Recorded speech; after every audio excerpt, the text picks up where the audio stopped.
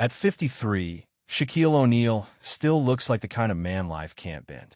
The laugh is loud, the presence fills every frame, and the image is practically a brand of its own. The unstoppable giant who turned the NBA into his personal stage and then kept winning in his second career as a media star, entrepreneur, and pop culture icon. From the outside, it reads like the rare story where fame actually delivers everything it promised: money, respect, freedom, control. But that's exactly why the tragedy behind Shaq feels so heartbreaking, because the version the public knows has always been designed to hide the weight he carries. And the older he gets, the harder it becomes to keep that weight out of sight. The truth is, some people learn early that being big is not just a body type, it's a job. You don't get to be soft. You don't get to be fragile. You don't get to break down in front of others, because the moment you do, the world starts taking pieces of you like souvenirs. Shaq learned that lesson long before the championships, long before the commercials, long before the arena lights ever found him. His childhood wasn't a fairy tale, and he's never fully pretended it was. He has spoken about the pain of having a biological father who wasn't there, about the complicated reality of growing up with a sense of absence that doesn't simply disappear because you later become famous. Instead, he was raised under the firm structure of his stepfather, a military man who instilled discipline and standards that were, at times, harsh, but also stabilizing. That kind of upbringing can build legends, but it can also build walls. When you're taught to swallow emotion and perform strength every day, you don't just become tough, you become practiced at hiding the places that hurt. Then the world met the unstoppable version of Shaq, the 7-foot force who seemed to treat defenders like furniture, the showman who could dunk and crack jokes with the same ease, the teammate who could dominate a game and then dominate the room. Fans remember the glory, but they don't always understand the price. Being the big man in basketball isn't glamorous in the long run. The collisions are constant. The landings are violent. The joints take hits that no highlight reel can capture. And for a body built like his, time isn't gentle, it's aggressive. Years after the banners and confetti, the real opponent shows up. Chronic pain, limited mobility, surgeries, the slow realization that the body you once controlled like a machine now has its own rules. When Shaq posted images that hinted at major medical procedures, it jolted people because it contradicted the myth. It reminded everyone that even the strongest bodies have an expiration date on invincibility. And that kind of physical decline isn't just medical, it's psychological. When your identity is tied to power, losing pieces of that power can feel like losing pieces of yourself. But the most devastating parts of Shaq's story aren't only about the body, they're about loss. Behind the cameras, he has endured grief that no amount of fame can soften. He lost the man he is credited as his real father figure, the steady force who helped shape him, the voice that pushed him when he was young and grounded him when he was rising. And later, he suffered another blow that cut straight through the armor: the death of his sister after a battle with cancer. That kind of loss doesn't just hurt, it reorganizes your world. It changes how you hear silence. It changes what you find important. It changes what you can laugh at and what you can't.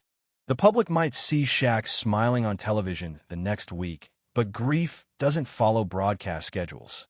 It shows up in quiet moments, in sudden memories, in the way you look at your own aging and realize you are not immune to the same endings that took people you love.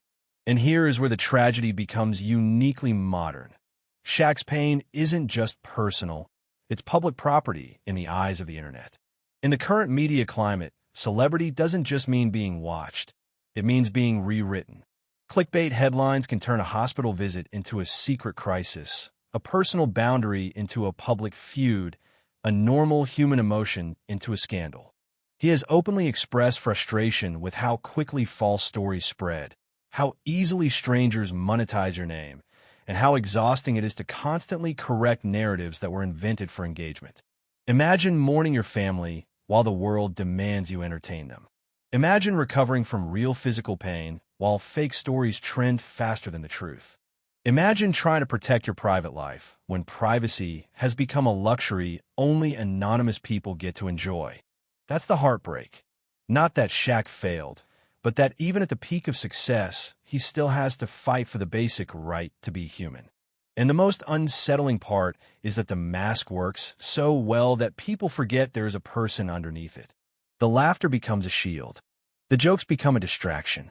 The larger-than-life persona becomes a cage, because the moment he shows vulnerability, the world doesn't respond with respect. It responds with speculation. Yet he keeps showing up.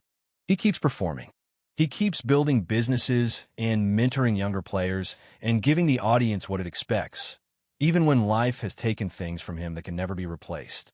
That is why his story at 53 is beyond heartbreaking, because the tragedy isn't one headline.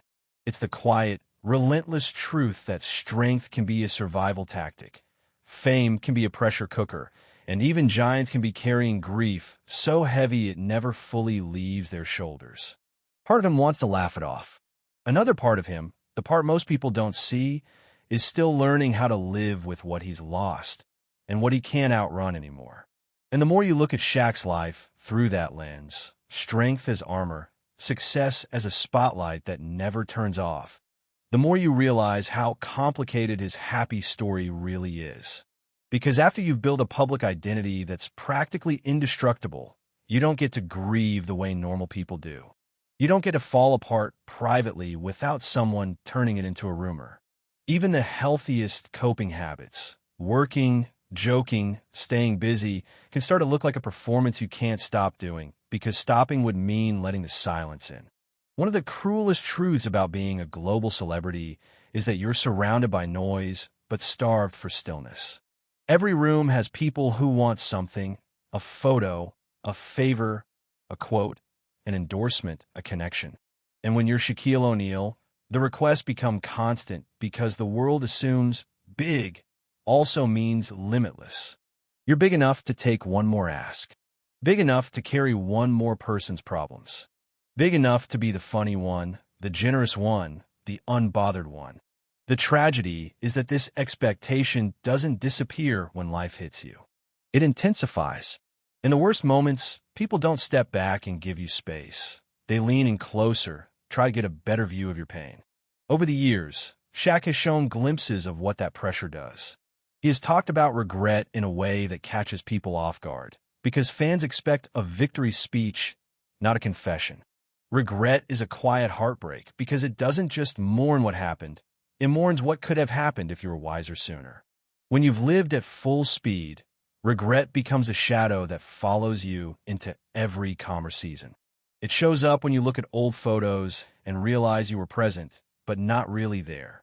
It shows up when you remember an argument you wish you could redo, a decision you wish you could soften, a relationship you wish you could protect better. In a life as public as his, regret becomes even heavier because the world thinks it knows your story, yet it never truly sees the private moments you would pay anything to edit. Then there's the loneliness that comes from being constantly recognized. People love Shaq, but they love him as an idea, the dominant center, the entertainer, the larger-than-life personality. That love is real, but it's also incomplete. It doesn't always leave room for the version of him that is tired, grieving, hurting, or simply quiet. And if you've spent decades training yourself to be on, it becomes difficult to even remember how to be off. That's why so many iconic figures struggle with aging. It's not just the body changing, it's the world changing around them. The phone rings differently. The opportunities shift. The praise becomes nostalgia. And for someone like Shaq, whose presence once controlled every space he entered, the smallest hint of fading can feel like a personal threat, even if he's still successful by any reasonable definition. What makes Shaq's situation especially painful is that he can't escape the comparisons, not just to other legends, but to his own past. Every generation brings new stars, new debates, new greatest of all time arguments that flatten real lives into ranking systems. The public will compare, critique, and reduce careers into numbers. But the person living that career feels it as chapters. The injuries, the losses, the sacrifices, the moments you didn't call your family back because practice ran late, the nights you couldn't sleep because your body wouldn't settle. The trophy case doesn't show the emotional cost. The highlight reels don't show the private fractures. And that's where the most heartbreaking element appears.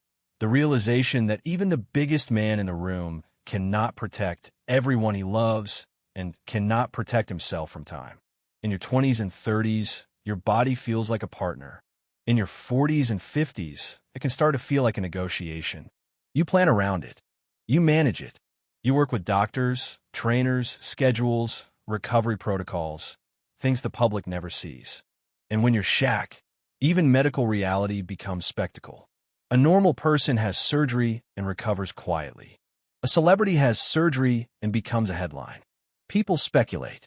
People exaggerate. People use the moment to sell a narrative. That's a unique form of exhaustion. Suffering while being watched by strangers who think your pain is entertainment. Yet Shaq keeps reinventing himself because reinvention is also survival. If your first identity was built on physical dominance, you must build new identities that don't depend on your joints. So you become a businessman, a media figure, a brand, a mentor, a voice. But reinvention has a hidden sadness too. Every new chapter is also an admission that the old one is gone. Every pivot is proof that time is winning in at least one area. People celebrate the hustle, but they rarely acknowledge the grief embedded in transition. The quiet farewell to a version of yourself you once believed would last forever. And still, the most telling part is how he chooses to respond. Because the public sees confidence, but what often sits beneath it is a kind of guarded wisdom. He's learned what attention costs. He's learned what happens when you trust the wrong people, when you let your life become too open, when you forget that not everyone around you is there for you. He's also learned that laughter can be a bridge. It can keep you connected to the world when pain would otherwise isolate you. For Shaq, humor isn't just entertainment, it's control. If he can make you laugh, he can steer the moment away from the parts he doesn't want to show. That's why the tragedy isn't that Shaq's life is sad. It's that it's human in a way the public keeps trying to deny. The heartbreak is the gap between who he has to be for the world and who he actually is when the cameras stop. A man carrying old childhood wounds, adult grief, physical wear, and modern digital chaos, while still expected to be the cheerful giant who never breaks. At 53, that burden doesn't look dramatic in one photo. It looks like endurance. It looks like discipline. It looks like showing up again and again, even when what you really want is permission to be quiet. And maybe that's the most heartbreaking thing of all. When you've been strong for so long, people stop noticing that strength is not the absence of pain. It's the decision to keep walking while carrying it. And the longer Shaq carries that endurance, the more complicated it becomes to separate what he genuinely wants from what the world expects. Because expectations don't just surround him, they shape him. When you've spent decades being celebrated for being unbreakable, admitting you're struggling can feel like betrayal, not of the audience, but of the identity you built to survive. People think vulnerability is a switch you can flip. In reality, for men raised on discipline and performance, vulnerability is more like learning a new language at 50. Possible, but slow, uncomfortable, and full of moments where you retreat back to what feels safer. That's why even small public moments can feel loaded. A quieter interview, a sharper response to a misleading headline, a rare, serious tone when discussing family. These aren't random mood shifts, they're pressure valves. They're the parts of him that can't always be compressed into a meme-ready soundbite. And every time the internet takes one of those moments and reshapes it into a story, it reinforces the same brutal message. If you show your real self, the world will profit from it. There's also a particular kind of pain that comes with being a symbol for others. Shaq isn't only a celebrity, he is a reference point. People project onto him constantly. The dream of athletic dominance, the fantasy of wealth, the idea that confidence solves everything. To some, he's proof that you can rise from a hard beginning and become untouchable. But when you become proof, you lose your right to complexity. If you ever look tired, someone will say you're falling off. If you ever look serious, someone will say you're in trouble.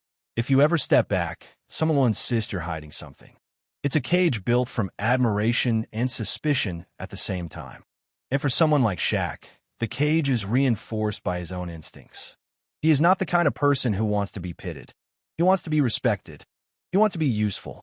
He wants to be the guy who lifts the room, not the guy who lowers the mood. So he keeps moving. He keeps building. He keeps joking.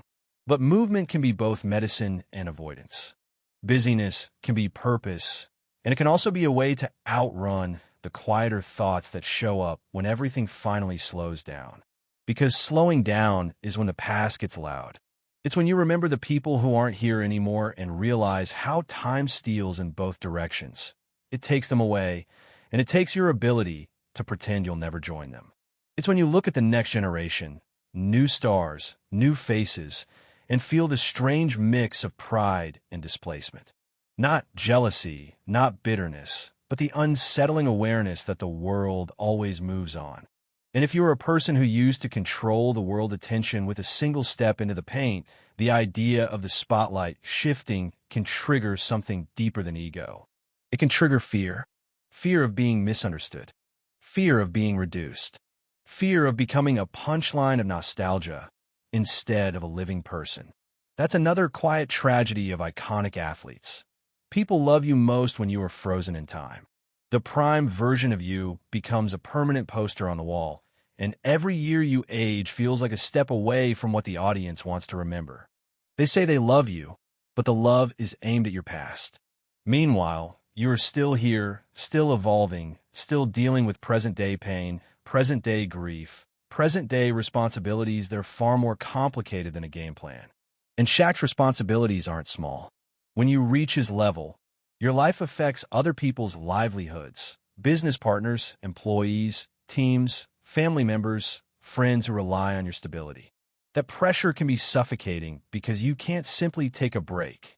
A normal person can disappear for a while and be missed by a circle of dozens. Even rest becomes a public event, and that makes genuine recovery harder. Your mind never fully turns off. The public rarely sees what that does to relationships. Fame can make love complicated, not because love isn't real, but because privacy is fragile. Every disagreement can become a story. Every distance can become a rumor. And when the internet senses vulnerability, it digs for it. Shaq has lived long enough in that environment to know how quickly a harmless moment can be spun into something darker. So you guard. You tighten the circle. You measure words. You smile through it. That protects you, but it also isolates you. The same walls that keep noise out can keep warmth out too. Then comes the most difficult part. Acceptance.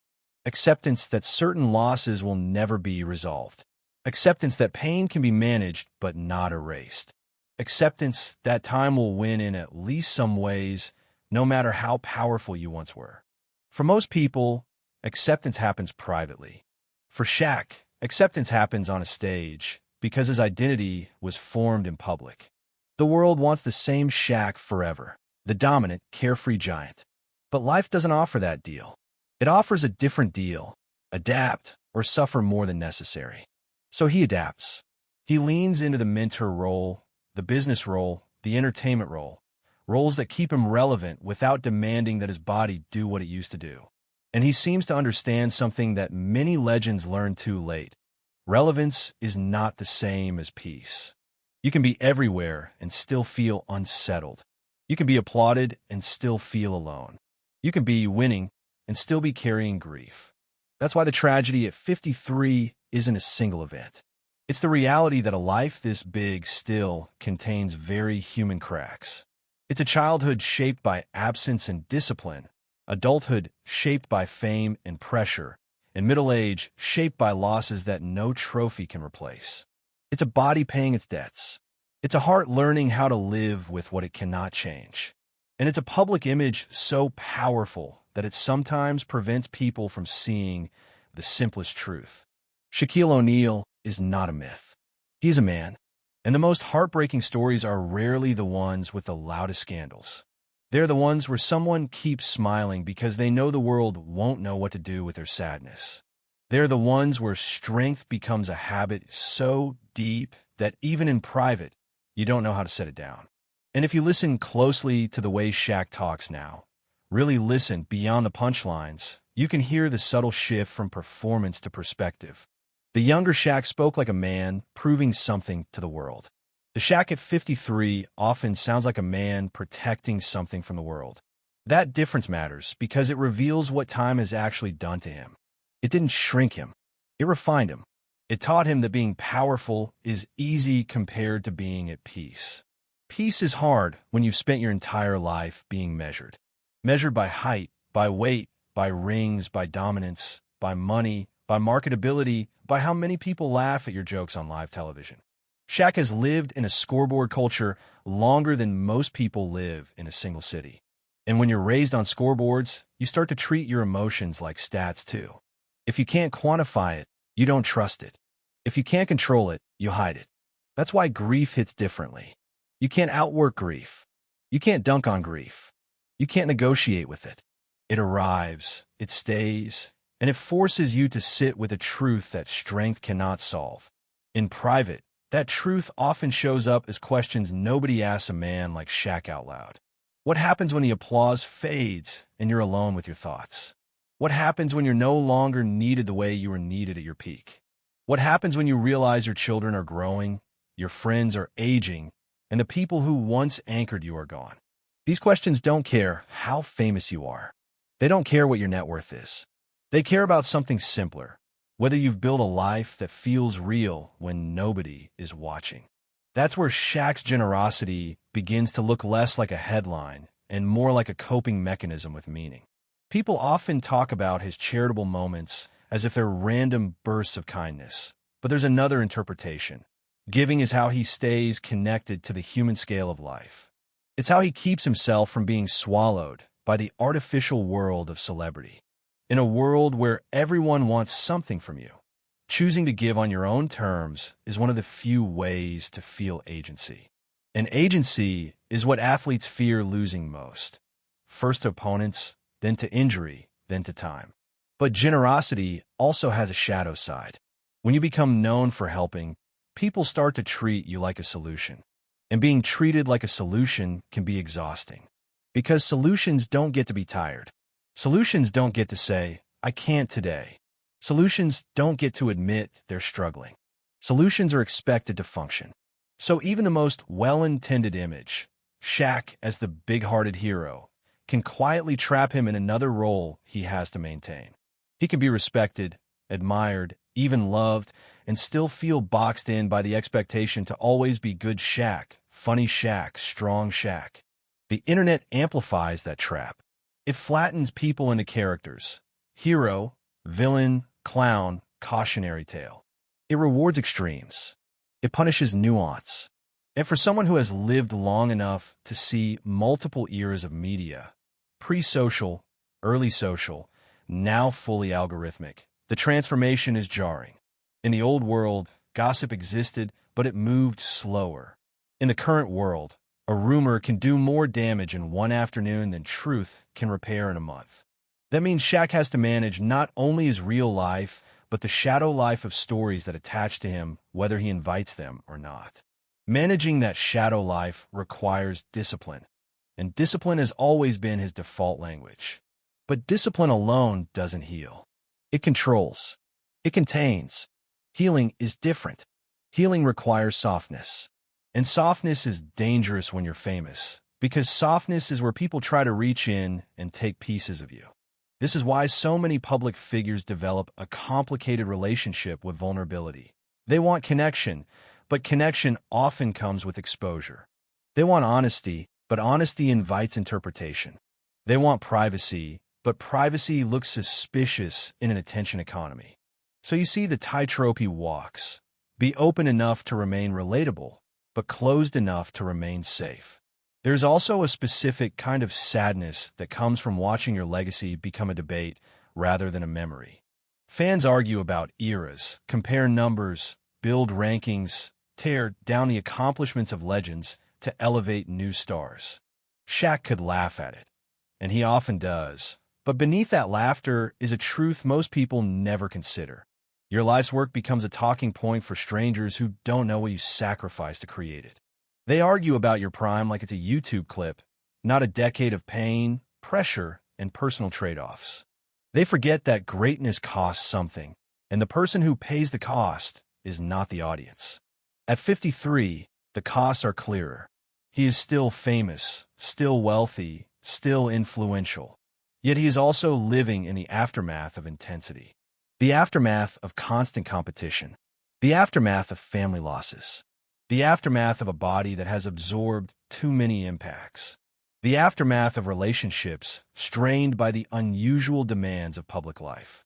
It's not that his story is tragic in the melodramatic sense.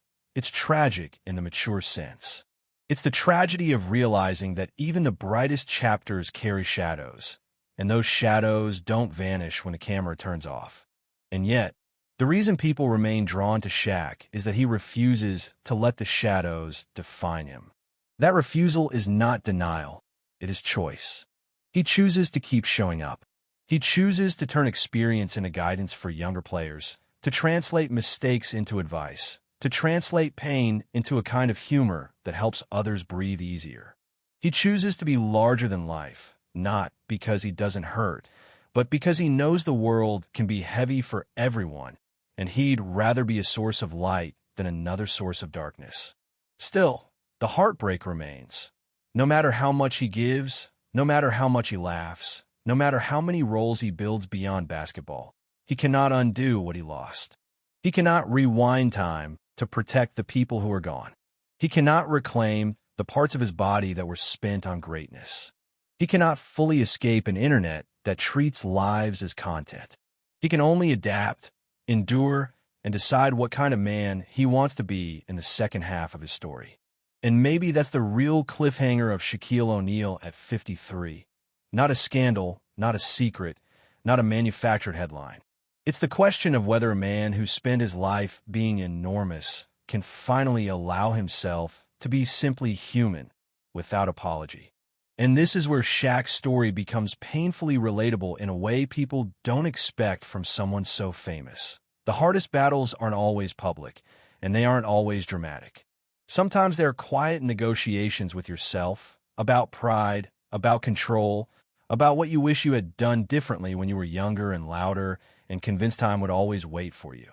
Because if there's one theme that keeps returning in the lives of legends, it's this: success can delay emotional growth. Not because the person is immature, but because the world rewards the mask. When you are winning, people don't challenge you to slow down and reflect. They celebrate the speed. They celebrate the appetite. They celebrate the dominance. And in Shaq's case, dominance wasn't just a style of play. It became a survival strategy. If you're the biggest, strongest presence in the room, you don't have to show your uncertainty. You don't have to admit fear. You can move forward with force, and the world will call it confidence. But confidence and peace are not the same thing. As the years pass, a man like Shaq eventually confronts the moments where force didn't help, where money didn't fix it, where fame didn't protect it, where laughter couldn't cover it. Those moments often live inside relationships, especially the ones that mattered most. A marriage, a family, children growing up while a career demands travel, obligation, attention, and constant performance. Even when two people love each other, life at that scale creates distance in ways ordinary couples don't always understand. It's not just time away. It's the way the whole world feels entitled to comment on your home. It's the way private struggles get pulled into public narratives. It's the way you can be physically present but mentally consumed by pressure, by schedules, by expectations, by the relentless need to be on. And when a relationship changes or ends, the story never truly belongs to the people living it. It becomes a public topic, a reference point, a rumor engine. The internet turns it into teams and blame and simplified causes. But the reality is usually more complicated. Two people navigating a life that is bigger than both of them, trying to make it work under conditions that strain even the strongest bonds. The heartbreak isn't only in the change itself, it's in the way the world talks about it, as if love is a headline and not a complicated human process. For Shaq, family has always been both a source of pride and a source of responsibility. Responsibility sounds noble, but it can also be heavy. Because if you're the provider, the protector, the one who should have it together, you can start to feel like you don't have permission to struggle. That pressure doesn't just come from fans, it comes from inside, from the identity you built, from the promise you made to yourself that you would never repeat the instability you grew up around, from the quiet fear that if you ever stop moving, you might finally feel everything you've postponed. And perhaps that is why Shaq keeps stacking roles: analyst, entrepreneur, personality, mentor, entertainer. People call it ambition, and it is. But it can also be a form of control. If you stay busy, you stay ahead of the silence. If you keep the calendar full, you don't have to sit with the uncomfortable questions that arrive in stillness. Did I give enough time to the people who deserved it? Did I listen when I should have listened? Did I confuse being strong with being right? Did I mistake attention for connection? What makes those questions sharper at 53 is that time has become more personal. In your 20s, time feels like a resource you have. In your 50s, time starts to feel like a resource you manage. You notice the way losses pile up. You notice the way your body demands care. You notice the way your children become adults with their own worlds. You notice that the people who once felt permanent are not permanent. And that awareness changes you, whether you want it to or not. There's also a professional identity shift that few people talk about honestly. Once you are no longer competing, you're no longer being tested in the same way. That sounds like relief, but for elite athletes, it can feel like withdrawal. Competition is clarity. It tells you who you are every night. It gives you a mission. It gives you a scoreboard. When you leave that world, life becomes less binary. You can win at business and still feel empty. You can have millions of followers and still feel misunderstood. You can be celebrated and still feel like something is missing. And the missing thing is often not fame. It's purpose that feels clean and unquestionable. Shaq has found new forms of purpose, but purpose in adulthood is rarely as simple as it was in sports. In the NBA, your job is visible. Your success is measurable. In real life, the most important victories are harder to quantify. Being emotionally present, building trust, repairing relationships, protecting your peace, learning how to say no, learning how to stop performing and start living. Those victories do not come with trophies. They come with quiet. And quiet is hard for someone the world expects to be loud. That is why the tragedy angle resonates even when there is no single scandal. It's the tragedy of carrying a myth on your shoulders while trying to live as a person. It's the tragedy of being so recognizable that you're rarely seen. It's the tragedy of having everything people think they want: money, influence, admiration, yet still being vulnerable to the same human realities: grief, regret, pain, and the slow, unavoidable negotiation with time. At 53, Shaq doesn't need to prove he was great. That was settled years ago. The real question now is something far more difficult and far more private. Can a man who spent his whole life being enormous learn how to live smaller, meaning calmer, steadier, more protected, without feeling like he's disappearing? Because sometimes the most heartbreaking chapter isn't the fall. It's the transition.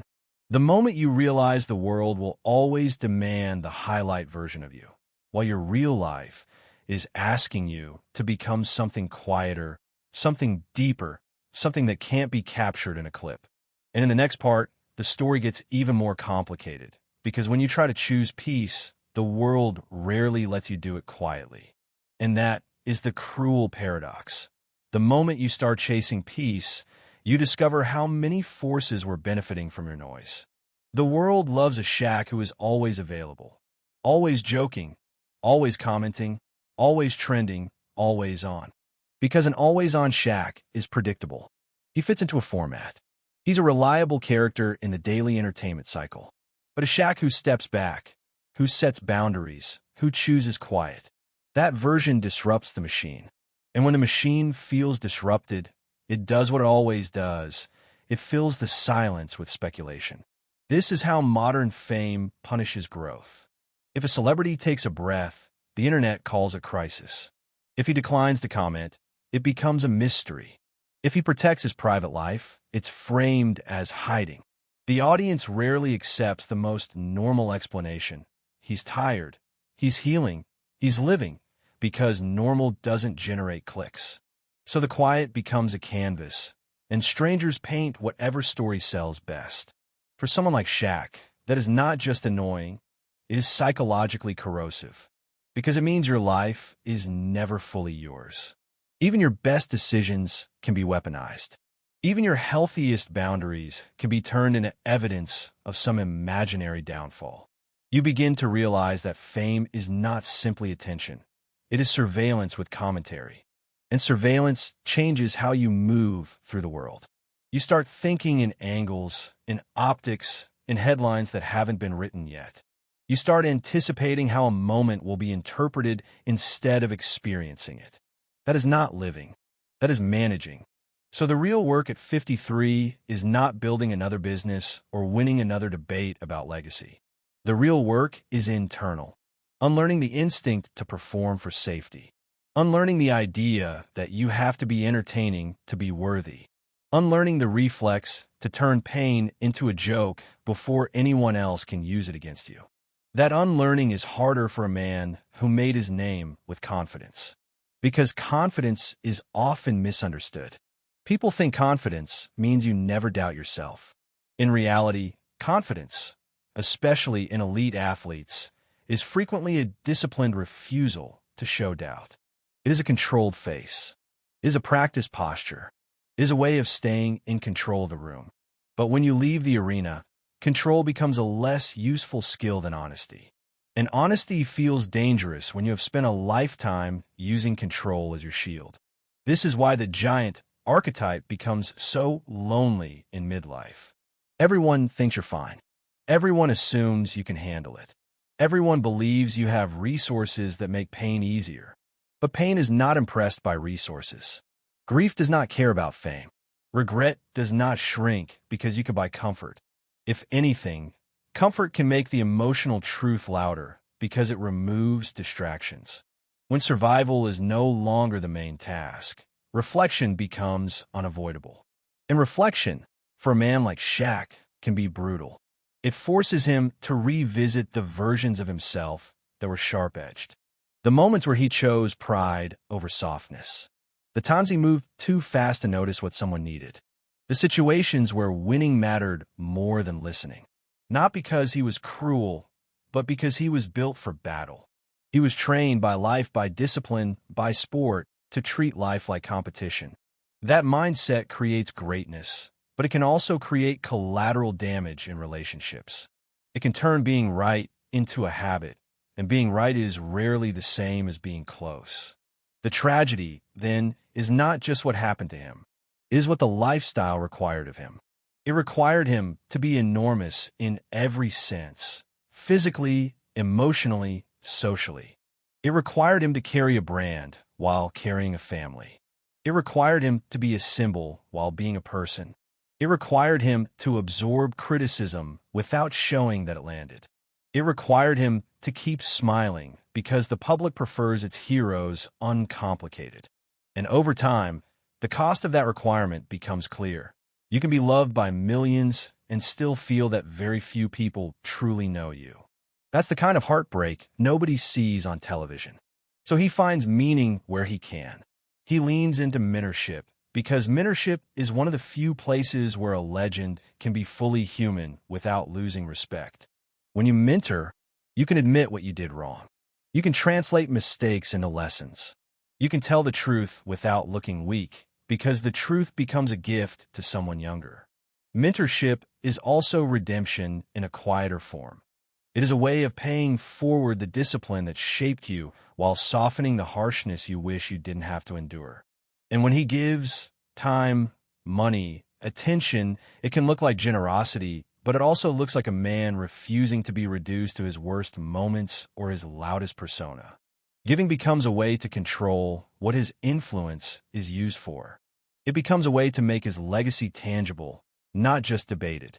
Rings and trophies are symbols. Impact is real. Still, even impact doesn't erase the human longing underneath it, the longing to be seen without being consumed. At 53, Shaq is navigating an age where the world will praise him for being active and relevant, while he privately learns that relevance is not the same as fulfillment. Fulfillment is quieter. It is waking up without dread. It is having relationships that feel safe and honest. It is choosing who gets access to your heart. It is knowing you can step away without the world collapsing, or without the world punishing you for stepping away. And that is where the story tightens, because choosing peace always comes with consequences. The moment you stop feeding the machine gets hungrier. The moment you stop offering constant access, people accuse you of changing. The moment you choose privacy, they call it secrecy. And in a culture addicted to constant content, a man choosing to live quietly can become the most provocative thing he ever does. So the question isn't whether Shaq can handle tragedy. He has handled more than most people ever know. The question is whether he can handle peace, real peace, without feeling guilty, without feeling like he's abandoning the persona that made the world love him, without feeling like he has to earn rest through endless productivity. Because the most heartbreaking twist isn't the pain itself. It's that after a lifetime of being strong, the hardest thing might be allowing himself to finally be soft, long enough to heal, while the world keeps knocking on the door, asking him to be the giant again. And if Shaq does choose that softness, if he really commits to peace in a way that isn't performative, then he has to confront a final, uncomfortable truth. The world doesn't just watch celebrities. It trains them. It rewards certain behaviors until those behaviors become reflexes, and then it punishes them for growing beyond the reflex. For years, Shaq has been rewarded for being accessible, for being loud, for being the giant who makes everything feel lighter. So when he tries to become quieter, he isn't simply changing his schedule. He is breaking a contract the public believes it has with him. That contract is rarely spoken, but it is felt. Fans feel entitled to updates. Media feels entitled to quotes. Platforms feel entitled to constant moments. And the celebrity, especially the kind who genuinely wants to be liked, can start to internalize that entitlement as responsibility. You tell yourself you owe people something. You tell yourself that your audience built you, so you must keep feeding them. But at 53, the math changes. The cost of feeding the machine becomes visible in your sleep, your health, your patience, your relationships. You begin to notice that every yes is also a no to something else. Every appearance is time not spent being present. Every joke is energy that had to come from somewhere. So the question becomes, what is he willing to trade now? In midlife, the most valuable currency is not money. It is attention, your attention specifically. What you give attention to becomes your life. And for someone like Shaq, attention has been split for decades across demands that ordinary people never face. Constant public scrutiny, constant professional reinvention, constant emotional management. The tragedy is that the splitting becomes habitual. You can be in a room with people you love and still feel partially elsewhere because you trained your mind to live in multiple places at once. That training made him great under pressure. It also made it harder to fully rest. Rest, for high performers, can feel like threat. When you stop moving, you can finally hear what you've been outrunning. And what you hear often is grief, not only for people you lost, but for versions of yourself you can't get back. The younger Shaq who believed strength was enough. The younger Shaq who assumed time was infinite. The younger Shaq who could ignore pain because the body was still forgiving. That version is gone. In his place is a man who has seen how quickly life can change, how quickly relationships can shift, how quickly the body can remind you that it has limits. Limits are humbling. For someone built around being limitless, that humility can feel like a quiet humiliation. Not because he is arrogant, but because the world trained him to equate limitation with weakness. When your life has been dominated by the idea that you can always overpower problems, the first time you can overpower something, aging, loss, regret, can create an internal crisis. You start asking questions that are both simple and terrifying. If I can't do what I used to do, who am I now? If I'm not needed the way I was needed, do I still matter? If the world stopped calling tomorrow, would I feel relief or panic? Most people answer those questions in private, with space to be messy. A figure like Shaq answers them while being watched. That changes everything. Because being watched encourages performance, and performance prevents honesty. You can't heal a wound you refuse to acknowledge. You can distract from it, joke around it, work around it, but healing asks for direct contact with pain. That is where so many legends get stuck. They have the discipline to conquer opponents, but not the permission to sit with themselves. Permission is a theme that keeps showing up in his story. Permission to be tired. Permission to say no. Permission to step back without explaining.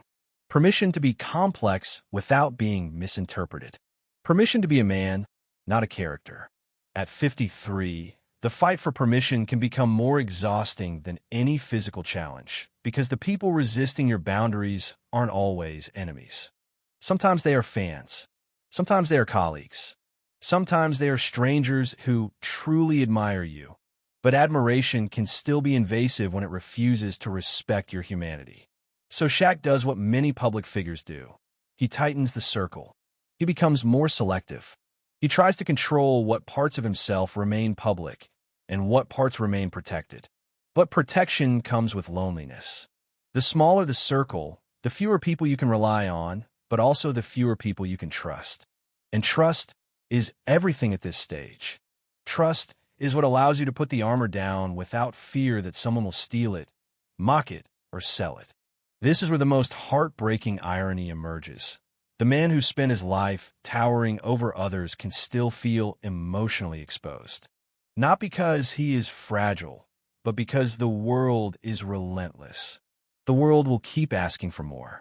More appearances, more content, more access, more jokes, more reactions. And if you give too much, you burn out. If you give too little, they accuse you of changing. Either way, the pressure continues. Yet this is also where Shaq's story carries a quiet kind of hope, because pressure can shape you in two ways. It can harden you, or it can clarify you. And clarity is what mature men start chasing. Clarity about who matters. Clarity about what is real. Clarity about which battles are worth your energy. Clarity about the difference between being admired and being loved. Admiration is loud. Love is steady. Admiration wants your image. Love wants your well-being. At 53, the tragedy is that he has had to learn these distinctions in a life that rarely allowed stillness. But the strength is that he is learning them anyway. He is learning that not every moment needs to be shared, and not every rumor deserves a response. He is learning that laughter can still be a gift without becoming a mask. He is learning that legacy is not only what people say about you. It's what you build quietly, what you repair privately, what you protect fiercely. And perhaps the real turning point is this: when you finally understand that the biggest flex isn't dominance. It's restraint. The biggest power isn't being able to take anything. It's being able to choose what you no longer accept. Because when a man like Shaq begins to choose peace, it doesn't look like retreat. It looks like evolution. And evolution is rarely comfortable. It forces hard conversations, hard boundaries, and hard truths. But it also offers something he may have spent his whole life chasing without naming it. A life that feels like his, not the world's. And once that door opens, once he realizes he can be respected without constantly performing, the story doesn't end. It deepens. Because then the question becomes not what he has survived, but what he will finally allow himself to become.